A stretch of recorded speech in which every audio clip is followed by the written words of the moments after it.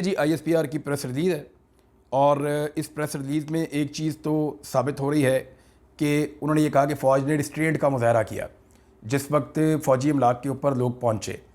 तो अब ये लोग कौन हैं, इसमें पाकिस्तान तहरीक इंसाफ का भी एक मौक़िफ़ है।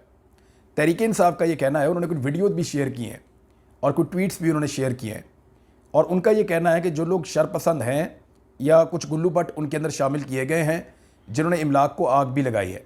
कुछ लोगों को पकड़ के उन्होंने पूछा भी है वहाँ पे और उनको रोक के जब सवाल जवाब किए तो वो लोग निकल गए। इससे पहले भी ऐसे मनाजिर हम देखते रहे हैं। तो एक पॉलिटिकल पार्टी के ख़िलाफ़ कहीं ये कोई साजिश तो नहीं है, ये एक बड़ा सवाल पैदा हो रहा है। क्योंकि देखिए, तासुर तो ये बनाया जा रहा है कि पाकिस्तान तहरीक इंसाफ ने ये सारा कुछ किया है, लेकिन तहरीक इंसाफ कल जब पहला पत्थर फेंका गया तो उस वक्त से ही इस सारी सिचुएशन को डिसोन कर रही है। तहरीक इंसाफ का ये कहना है कि रद्द-ए-अमल के तौर पे हम एहतजाज ज़रूर कर रहे हैं, लेकिन तोड़ फोड़ से, जलाओ घिराव से हमारा कोई ताल्लुक नहीं है और हम इन लोगों को डिसोन करते हैं जिन्होंने ये किया है और उनके खिलाफ कानूनी कार्रवाई की जाए। ये तो पाकिस्तान तहरीक इंसाफ का भी मौक़िफ़ है। लेट्स सी इसके अंदर होता क्या है, लेकिन जो दिखाई दे रहा है वो ये है कि वज़ीर आज़म ने जब खिताब किया तो उससे भी ये लगता है कि शायद अब उन्होंने ये फ़ैसला कर लिया है हुकूमत ने और हुकूमत के सहूलतकारों ने कि पाकिस्तान तहरीक इंसाफ को कलअदम करार दे दिया जाएगा या इस पॉलिटिकल पार्टी को जो है वो दहशतगर्द करार दे दिया जाएगा। देखिए, पाकिस्तान तहरीक इंसाफ इस वक्त पाकिस्तान के 70% लोगों की नुमाइंदगी करती है। 2018 के इलेक्शन में इस पॉलिटिकल पार्टी ने 1 करोड़ 70 लाख से के आसपास वोट लिए थे। 1 करोड़ 70 लाख वोट थोड़ा नहीं होता और इस मरतबा ये तादाद बहुत ज़्यादा बढ़ गई है क्योंकि तहरीक इंसाफ बहुत मकबूल जमात है। तो पाकिस्तान की 70% आबादी की नुमाइंदगी ये जमात करती है, चारों सूबों की नुमाइंदगी ये जमात करती है। आज़ाद कश्मीर में सबसे ज़्यादा वोट इनको मिला है, इसी तरह गिलगित बल्तिस्तान में सबसे ज़्यादा वोट इनके पास है। ऐसी सूरत हाल में ये किस तरह मुमकिन है कि एक ऐसी पॉलिटिकल पार्टी को दहशतगर्द करार दे दिया जाए? क्योंकि अगर इतनी बड़ी पॉलिटिकल पार्टी को और इतने बड़े पॉलिटिकल लीडर को दहशतगर्द करार दे दिया गया तो इसका मतलब ये होगा कि पाकिस्तान के लोगों की अक्सरियत क्या दहशतगर्द पार्टी में है या वो दहशतगर्दी पसंद करते हैं? तो ऐसा बिल्कुल नहीं है। पाकिस्तानी पुरअमन शहरी हैं और अमन पसंद लोग हैं और ये शरपसंद अनासिर हर जगह मौजूद होते हैं। यानी पेशावर के अंदर असलहे की दुकान लूट ली गई। अब वो किन लोगों ने लूटी? सूरत हाल से फ़ायदा उठाने वाले। जब सीधी गोलियां चल रही हैं, हर तरफ लड़ाई हो रही है, हर तरफ लॉकडाउन की सिचुएशन है, तो शरपसंद अनासर, जराइम पेशा लोग, इस तरह के लोग फ़ायदा उठाते हैं और ऐसी एक्टिविटीज़ करते हैं। चोरी भी करते हैं, दो नंबरी भी करते हैं, फ्रॉड भी करते हैं। यूरोप के ममालिक में ऐसा होता है, लोग ATM मशीनें उखाड़ के ले जाते हैं, लोग स्टोर्स के ऊपर हमला करते हैं, जिसके हाथ में जो चीज़ आती है वो उठाकर ले जाता है। यूरोप और अमेरिका के एहतजाजों में हमने इस तरह के मनाजिर देखे हैं। जॉर्ज फ्लॉयड के मामले के ऊपर जो एहतजाज हो रहे थे उन दिनों में हमने इस किस्म के मनाजिर जो है वो देखे थे। तो मैं क्लियरली आपको ये बता देता हूँ कि इसके ऊपर एक डीप इन्वेस्टिगेशन होनी चाहिए और बेशक इसके ऊपर एक जुडिशल कमीशन बनाया जाए जो आइडेंटिफाई करे लोगों को और उसके बाद उन लोगों को सज़ा दी जाए। और अगर तो ये एक मनसूबाबंदी के साथ हुआ है तो ये भी काबिल मज़म्मत है और फिर मनसूबाबंदी करने वाले जो लोग हैं उनको फिर साबित किया जाए कि इन्होंने मनसूबा बनाया, फिर उनके खिलाफ़ कानूनी कार्रवाई की जाए। लेकिन मेरे ख्याल में ये कुछ रद्द-ए-अमल हो सकता है और कुछ वाक़यात बड़े अजीब तरीके से हुए। यानी रमना थाने के अंदर शाम को रिपोर्ट किया गया, इस्लामाबाद के सहाफ़ियों से मेरी बात हुई, वो कह रहे जी रमना थाने के आसपास कोई था ही नहीं मुज़ाहरा करने वाला, अचानक थाने में आग लग जाती है, पता ही नहीं चलता क्या हुआ। कल अस्करी टावर के आसपास कोई एहतजाज नहीं हो रहा था, अचानक उसको आग लग जाती है, पता ही नहीं क्या हुआ। PMLN का जो दफ्तर है उसके बाहर वो कहाँ वहाँ एहतजाज हो रहा था, अचानक वहाँ पे जो है वो लोगों ने नारेबाजी की और हमने देखा कि वहाँ पे आग लग गई। और वहाँ पे आग लग ही नहीं सकती, मैं उस जगह को अच्छी तरह जानता हूँ, चारों तरफ जंगले लगे हुए हैं, मुमकिन नहीं है। लेकिन ये मनाजिर जो है वो फिर दिखाए भी गए। ये जो कुछ आगे हैं वो मशकूक हैं। कुछ जगहों के ऊपर जो एक्टिविटीज़ हुई हैं वो ठीक भी हुई होंगी और ठीक हैं भी, बाज़ाहिर दिखाई भी दे रहा है, लेकिन बहुत सारी जगहों के ऊपर मशकूक हैं। लेकिन जिन लोगों की जानें गई हैं वो तो वापस नहीं आएंगे ना। ये तो इमलाक ठीक हो जाएगी, गाड़ियाँ भी लोग और ख़रीद लेंगे, गाड़ियाँ ठीक भी हो जाएंगी, जो नुकसान हुआ है वो भरवाई भी हो जाएगी। देखें, बेनज़ीर भुट्टो साहिबा की शहादत के बाद भी तो नुकसान हुआ था, बेनज़ीर वापस नहीं आई, बाकी सारा कुछ ठीक हो गया। शहबाज शरीफ साहब ने जो खिताब किया है उससे भी ये क्लियर होता है कि वो पाकिस्तान तहरीक इंसाफ को एक दहशतगर्द जमात डिक्लेयर करना चाहते हैं। वो फौरी तौर पे पाकिस्तान आए हैं और उन्होंने एक खिताब किया है कौम से। खिताब करते हुए लिखा हुआ खिताब था शहबाज शरीफ साहब का और वो बहुत ज़्यादा ऐसा लगता है कि किसी ने बड़ी मेहनत के साथ वो खिताब लिखा था। लेकिन शहबाज शरीफ साहब कोई सॉलिड बात नहीं करके गए, सिर्फ इल्ज़ामात लगा कर गए हैं और एक दो उनका अंदाज़ था कि अब ये कार्रवाई होगी वो होगी, लेकिन मुझे उस जो उनका खिताब है वो कंक्लूड होता हुआ दिखाई नहीं दिया शहबाज शरीफ साहब का। कन्फ्यूजन ज़रूर उसके अंदर रही।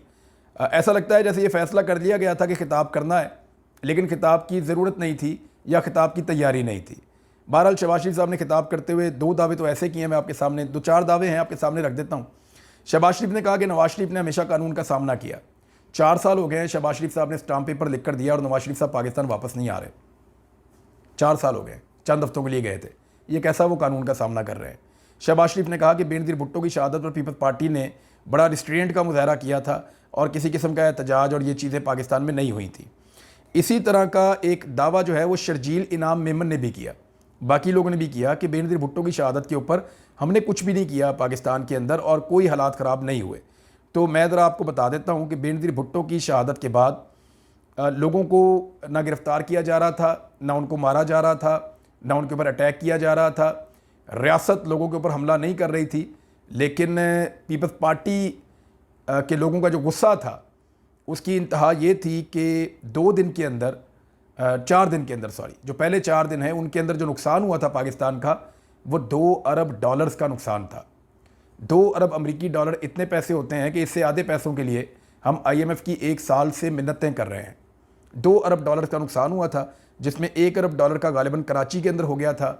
रेलवे का नुकसान 12 अरब रुपए से ज़्यादा का था और इस तरह पूरे पाकिस्तान को बहुत नुकसान पहुंचा था बेनज़ीर भुट्टो की शहादत के बाद और बहुत सारी कीमती जानें भी ज़ाया हो गई थी। तो ये झूठ जब बोला जाता है कि उस वक्त कुछ भी नहीं हुआ था तो वो गलत बात है और वो मुनासिब बात नहीं है।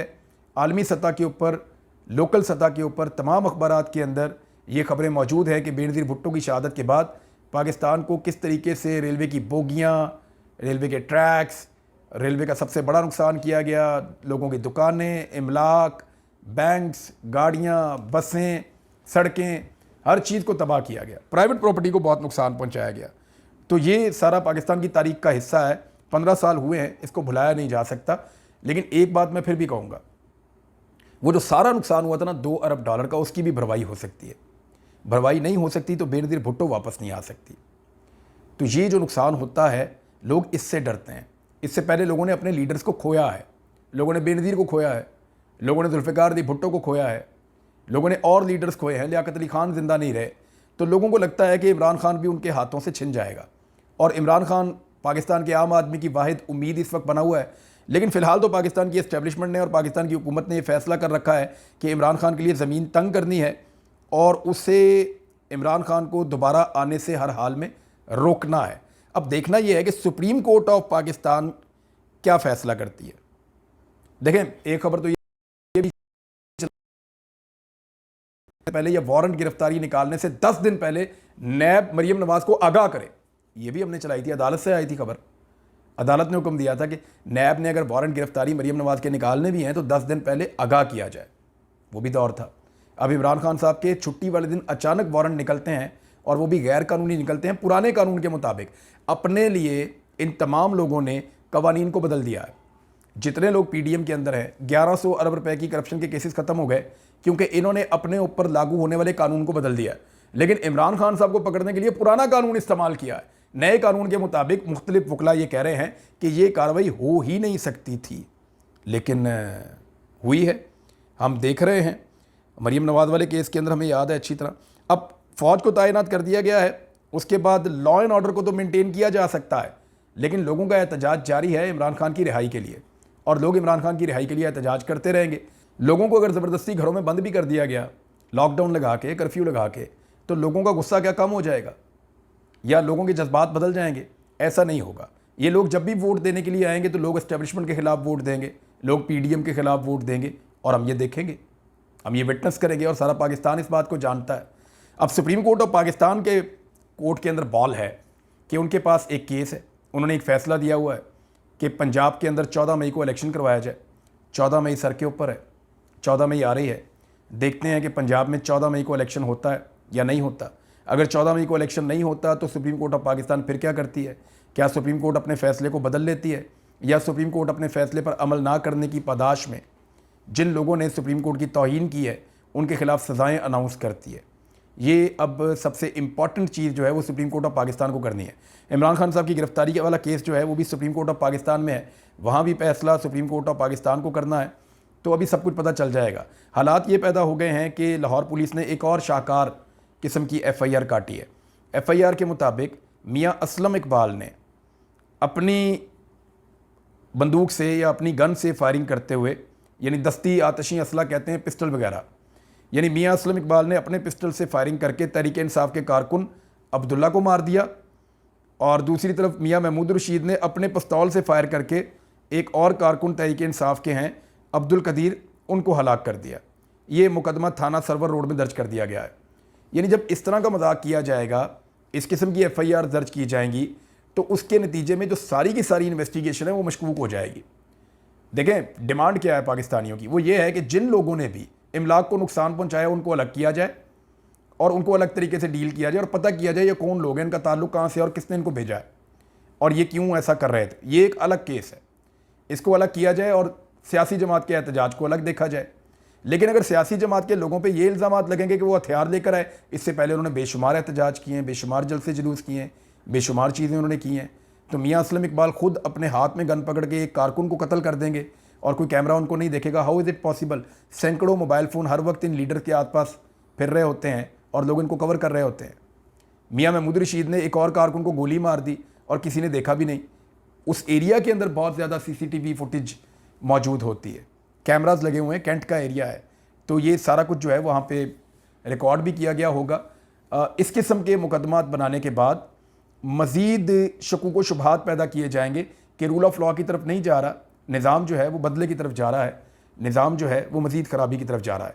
बहरहाल ये सिचुएशन मैंने आपके सामने रख दी है। इमरान खान साहब की गिरफ़्तारी में ये दूसरी रात है और इमरान खान साहब तो डटे हुए हैं। वो तो ये कह रहे हैं कि वो कंप्रोमाइज़ नहीं करेंगे, वो अपने केसेस का सामना भी करेंगे। उनका 8 रोज़ा रिमांड भी दिया गया है। तो इमरान खान तो डट गए हैं। पाकिस्तान के अवाम ने भी पाकिस्तान की तारीख़ का सबसे खौफनाक या भरपूर एहतजाज किया है, बहुत बड़ी तादाद में वो निकले हैं, लेकिन अभी तक चीज़ें फ़ैसला कुन मरहले में दाखिल नहीं हुई। लेट्स सी, देखते रहें होता क्या है, हम आपको रिपोर्ट करते रहेंगे। अब तक इतने